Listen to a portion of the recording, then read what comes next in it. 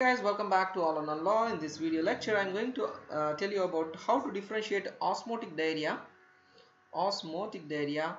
versus secretory diarrhea. Well, what is the osmotic diarrhea? Osmotic diarrhea is nothing but a diarrhea because of the osmoles. Osmoles could be lactulose, galactose, and it could be amino acids, or it could be most common cause clinically. You should remember it's the juices, right? This is osmoles. Because of osmoles, there is a diarrhea, and secretory most common cause is infections. Remember, okay?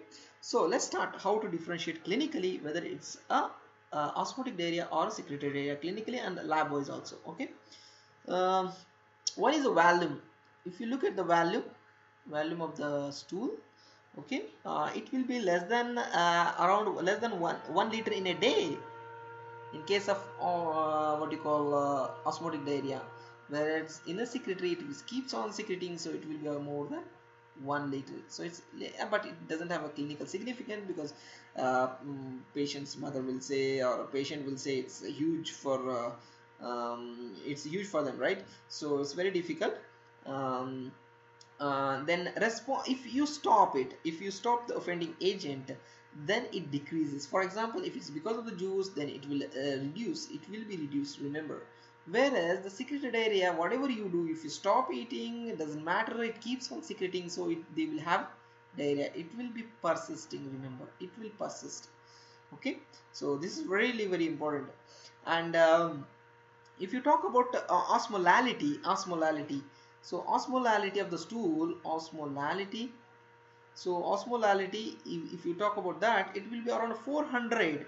In a case of, it will be high, remember, it will be milliosmoles, 400 milliosmoles per kg, whereas it will be lesser, equal to the blood serum, that is a 290.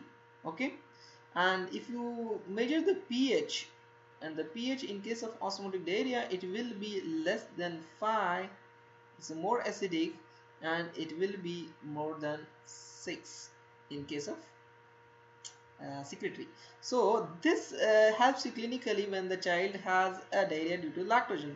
So if it has a diarrhea due to lactogen, there will be a perianal excoriation because of the acidic pH.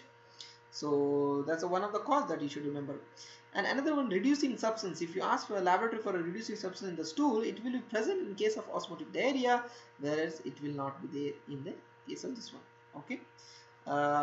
So if you look at the sodium and the potassium levels in the stool, sodium and the potassium level will be around the same. It will be 30 and a 30, whereas in case of secretory, it will keep on secreting, so it will be more. 100 sodium and 40 of potassium will be secreted, remember, so it will be level will be very high. If you look at the osmotic gap in the case of a stool, that it will be more than 280 in case of osmotic diarrhea, whereas it will be lesser than 10 because it will be same as the serum pH, right?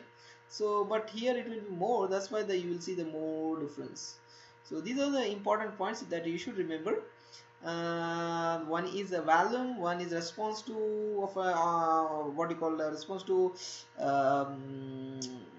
what you call to 24 hours fasting, and osmolality, and pH of the stool, reducing substance, and then looking at the sodium and the potassium level in the stool, and osmotic gap. Osmotic gap is calculated by subtracting the stool osmolality from the sum of the sodium and the potassium, that is nothing but osmolality minus 2 into Na plus K plus. That's the formula. Okay guys, thank you so much. Do subscribe to our channel. Take care. Bye.